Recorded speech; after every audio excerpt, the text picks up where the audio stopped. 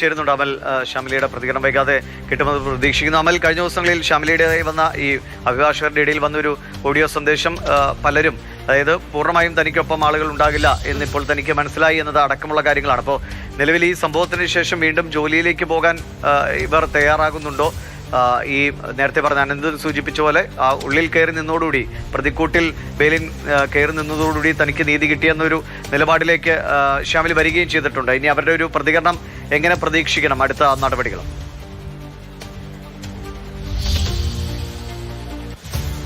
ദിവീഷ്, കഴിഞ്ഞ ദിവസങ്ങളിൽ അവർ പ്രതികരണത്തിന് തയ്യാറായിരുന്നു. ഇപ്പോൾ ഈ ജാമ്യം അനുവദിച്ച ശേഷവും അവരുടെ പ്രതികരണത്തിനായി നമ്മൾ എത്തിയതാണ്. പക്ഷേ അവർക്ക് പ്രതികരിക്കാൻ താല്പര്യമില്ല എന്നുള്ളതാണ് ഷാമിലി വ്യക്തമാക്കുന്നത്.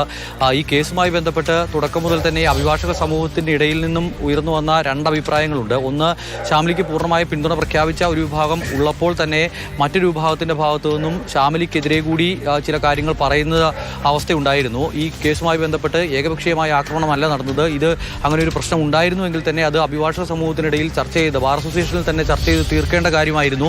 മാധ്യമങ്ങളിൽ വാർത്ത വരാൻ പാടില്ലായിരുന്നു, പോലീസ് സ്റ്റേഷനിലേക്ക് കേസുമായി പോകാൻ പാടില്ലായിരുന്നു തുടങ്ങിയ കാര്യങ്ങളൊക്കെ പരാമർശിച്ചുകൊണ്ട് ചില ഓഡിയോ സന്ദേശങ്ങളും മറ്റും ബാർ അസോസിയേഷൻ്റെ വാട്സപ്പ് ഗ്രൂപ്പുകളിലും മറ്റുമൊക്കെ വന്നു. അത് അവരെ പ്രകോപിപ്പിക്കുകയും ചെയ്തിരുന്നു. ഷാമിലി കൃത്യമായ വിഷയത്തിൽ പ്രതികരിച്ചതാണ്. വനിതാ അഭിഭാഷകരടക്കം മോശമായാണ് ഈ വിഷയത്തിൽ ഇടപെട്ടത് എന്നുള്ള കാര്യം ഷാമിലി പറയുകയും ചെയ്തു. എന്തായാലും അവർക്ക് ഇനിയും ഈ ജോലി ചെയ്ത് മുന്നോട്ട് പോകേണ്ടതാണ്. അതിനാൽ തന്നെ ഇനി ഈ വിഷയത്തിൽ കൂടുതൽ പരസ്യപ്രതികരണം വേണ്ട എന്നുള്ളതാണ് അവരുടെ ഭാഗത്തു നിന്നുമുള്ള ഇപ്പോഴത്തെ നിലപാട്. അതിനാൽ തന്നെ ബെയിലിന് ജാമ്യം അനുവദിച്ചുകൊണ്ടുള്ള കോടതിയുടെ ഇപ്പോഴത്തെ ഉത്തരവിൽ പ്രതികരിക്കുന്നില്ല എന്നുള്ളതാണ് ഈ ജൂനിയർ അഭിഭാഷക വ്യക്തമാക്കുന്നത്. ബെയിലിനെ സംബന്ധിച്ചിടത്തോളം അവരുടെ ഇനി മേലിൽ അവിടെ പ്രാക്ടീസ് ചെയ്യാൻ അനുവദിക്കില്ല എന്നുള്ളൊരു കാര്യം അവർ പറയുന്നു. ഈ യൂണിഫോം ഇട്ട് ഇനി അതിൽ കയറി നിൽക്കാനുള്ള ഒരു അവസ്ഥ ഉണ്ടാകരുത് എന്നുള്ളൊരു ആവശ്യവും അന്ന് ഷാമിലി പറഞ്ഞു പോയതാണ്. പക്ഷേ ആ നിലപാടിൽ നിന്നൊക്കെ ഈ അവരുടെ ഒപ്പമുള്ള, അത് വൈകാരിക പ്രകടനം എന്നുള്ള നിലയ്ക്ക് അതിനപ്പുറത്തേക്ക് പിന്നീട് ചില ഇടപെടലുകൾ ഉണ്ടാവുകയും ഈ അഭിഭാഷക സമൂഹത്തിൽ നിന്ന് തന്നെ ചില ചർച്ചകളൊക്കെ നടക്കുകയും ഒക്കെ ചെയ്തപ്പോൾ ഇതുവരെയുമുള്ള കേസിൽ താൻ നടത്തിയിട്ടുള്ള നിയമപോരാട്ടം വിജയം കണ്ടിട്ടുണ്ട്. അതിനാൽ തന്നെ ഇനി ഒരു വാശിയില്ല എന്നുള്ളൊരു നിലപാടിലേക്ക് ഷാമിലി മാറിയിട്ടുണ്ട് എന്നുള്ളതാണ് നമ്മൾ മനസ്സിലാക്കുന്നത്. എന്തായാലും ബെയിലിനെ സംബന്ധിച്ചിടത്തോളം 4 ദിവസത്തിന് ശേഷം ജാമ്യം ലഭിക്കുന്നത്. ഈ കേസിൽ അറസ്റ്റിലായി ആദ്യ 2-3 ദിവസം ബെയിലിന് എവിടെയാണെന്നറിയാതെ പോലീസ് ഇങ്ങനെ നിൽക്കുന്ന അവസ്ഥയുണ്ടായിരുന്നു. പോലീസിനെ കണ്ടെത്താൻ കഴിയാഞ്ഞിട്ടായിരുന്നില്ല, പൂന്തറയുടെ വിവിധ ഭാഗങ്ങളിലായി ബെയിലിനുണ്ടായിരുന്നു എന്നുള്ള വിവരങ്ങളൊക്കെ അല്ലാതെ തന്നെ പുറത്തു വന്നിരുന്നതാണ്. ബെയിലിനെ ഫോണിൽ കോൺടാക്ട് ചെയ്യാൻ പറ്റുന്ന അവസ്ഥ ആദ്യത്തെ ദിവസങ്ങളിലൊക്കെ ഉണ്ടായിരുന്നു. മാത്രമല്ല വഞ്ചൂർ പോലീസ് സ്റ്റേഷൻ്റെ വെറും 100 മീറ്റർ അകലെ മാത്രമാണ് ഈ അതിക്രമം നടന്നിട്ടുള്ള ഓഫീസ് എന്ന് പറയുന്നത്. അവിടെ എത്തി കസ്റ്റഡിയിൽ എടുക്കണമെങ്കിൽ എടുക്കാമായിരുന്നു. പക്ഷേ അതൊന്നും പോലീസ് അത് ചെയ്തില്ല. പോലീസിനെതിരെ അതിരൂക്ഷമായ വിമർശനം പല കോണുകളിൽ നിന്ന് ഉയർന്നു. നിരന്തരമായി മാധ്യമങ്ങൾ ഈ വിഷയം വാർത്തയാക്കി. അതിനെ തുടർന്ന് പോലീസ് കടുത്ത സമ്മർദ്ദത്തിലാവുകയും പിന്നീട് ബെയിലിനെ അറസ്റ്റ് ചെയ്യേണ്ടി വരികയും ചെയ്തു. കോടതിയിൽ ഹാജരാക്കിയപ്പോൾ സാധാരണ നമ്മൾ പ്രതീക്ഷിച്ചത് ജാമ്യം ലഭിക്കുമെന്നായിരുന്നു. പക്ഷേ ജാമ്യം ലഭിക്കേണ്ട വകുപ്പുകളായിരുന്നു 2 വകുപ്പുകൾ. 115(2) ഉണ്ടായിരുന്നു, അത് തടഞ്ഞുവെക്കലായിരുന്നു ആ വകുപ്പിൽ പറയുന്നത്. അതോടൊപ്പം തന്നെ 74 ഉണ്ടായിരുന്നു, അത് ആക്രമണമായിരുന്നു. അതോടൊപ്പം തന്നെ കരുതിക്കൂട്ടിയുള്ള ആക്രമണം എന്നുള്ള 126(2) BNS വകുപ്പും ഉണ്ടായിരുന്നു. അതിനുശേഷം പിന്നീട് ഒരു വകുപ്പ് കൂടി ആഡ് ചെയ്തു, അത് ജാമ്യമില്ലാത്ത വകുപ്പായിരുന്നു. അതിനാലാണ് ജാമ്യം ലഭിക്കാതിരുന്നത്. സാധാരണ നിലയിൽ ഇങ്ങനെയുള്ള ഒരു അടിപിടി കേസിലൊക്കെ ആണെങ്കിൽ അങ്ങനെ ജാമ്യം ലഭിക്കേണ്ട വകുപ്പുകളായിരുന്നു നേരത്തെ പോലീസ് ചുമത്തിയിരുന്നത്. ഗുരുതരമായ വീഴ്ച പോലീസിന്റെ ഭാഗത്തു നിന്നും FIR ഇട്ടതിലടക്കം ഉണ്ടായി എന്നൊരു വിമർശനം ആ ഘട്ടത്തിൽ ഉയരുകയും ചെയ്തതാണ്. എന്തായാലും അങ്ങനെ ഒരു പുതിയ വകുപ്പ് കൂടി പിന്നീട് ചുമത്തിയതിനെ തുടർന്നാണ് ബെയിലിന് ജാമ്യം കിട്ടാതെ ജയിലിലേക്ക് പോകേണ്ടി വന്നത്. ഇപ്പോൾ 4 ദിവസം ജയിലിൽ കിടന്നതിന് ശേഷമാണ് ബെയിലിന് പുറത്തേക്ക് ഇറങ്ങാൻ കഴിയുക. ഇനിയിപ്പോൾ ഈ ബാർ അസോസിയേഷൻ അടക്കം ഭാഗത്തു നിന്നും ഉണ്ടായ സസ്പെൻഷൻ, ഷാമിലിയുടെ ഭാഗത്ത് നിന്ന് ഒരു പ്രതികരണം ഉണ്ടാകില്ല. അമൽ നിൽക്കുന്നത് ഷാമിലിയുടെ പ്രതികരണത്തിന് വേണ്ടി അവിടേക്ക് ഷാമിലിയുടെ വീട്ടിലേക്ക് പോയതായിരുന്നു. പക്ഷേ ഇപ്പോൾ പ്രതികരിക്കാൻ താല്പര്യമില്ല എന്നുള്ളതാണ് ഷാമിലി അറിയിക്കുന്നത്. അനന്തകൃഷ്ണൻ തുടരുന്നുണ്ട്. അനന്തൻ, ഇന്ന് തന്നെ ഇപ്പം ജാമ്യം വന്നു കഴിഞ്ഞു, ഇനി അറിയേണ്ടത് എപ്പോൾ പുറത്തിറങ്ങും ബെയിലിൻ ദാസ്? മാധ്യമങ്ങളോട് സംസാരിക്കുമ്പോൾ അതോടൊപ്പം തന്നെ ഈ ജാമ്യവുമായി ബന്ധപ്പെട്ട് കോടതി മുന്നോട്ട് വെച്ചിട്ടുള്ള ഉപാധികൾ എന്തൊക്കെയാണ് എന്നുള്ളതാണ്. ഉപാധികൾ ഉണ്ടോ എന്നുകൂടി അറിയേണ്ടതുണ്ട്. അതൊക്കെ എപ്പോൾ അറിയാൻ കഴിയും അനന്തൻ? ആര്യ, തീർച്ചയായിട്ടും ഉപാധികളുണ്ടാവും. ഒരു പ്രതിക്ക് ജാമ്യം അനുവദിക്കുമ്പോൾ, പ്രത്യേകിച്ച് ഒരു സ്ത്രീയെ ആക്രമിച്ച കേസുമായി ബന്ധപ്പെട്ട് ജാമ്യം അനുവദിക്കുമ്പോൾ അതിൽ ശക്തമായ ഉപാധികൾ കോടതി മുന്നോട്ട് വെച്ചിട്ടുണ്ടാകും. അത് സംബന്ധിച്ച ആ ഉത്തരവിൻ്റെ പകർപ്പ് ലഭിച്ചാൽ മാത്രമേ ആ ഉപാധികൾ എന്തൊക്കെയാണ് എന്നുള്ളത് വ്യക്തമാവുകയുള്ളൂ.